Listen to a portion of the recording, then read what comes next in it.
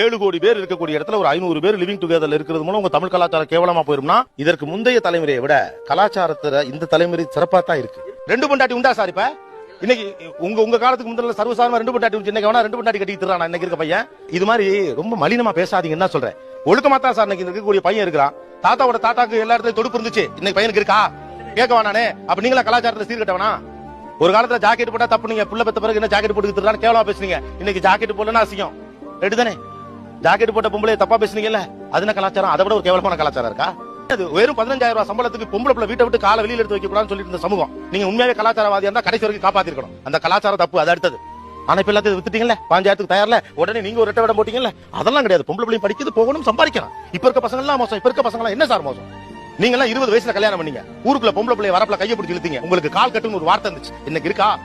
27 வயசுல சொந்த வீடு வாங்கின பிறகுதான் ஒருத்தைய கட்டு வேணும், தோல்ல ரெஸ்பான்சிபிலிட்டியை தூக்கி சுமக்கலாம். இன்னைக்கு இருக்கிற யங்ஸ்டர். இவன் பொறுப்பாளியா, நீங்க பொறுப்பாளியா? என்ன பேச்சு இது?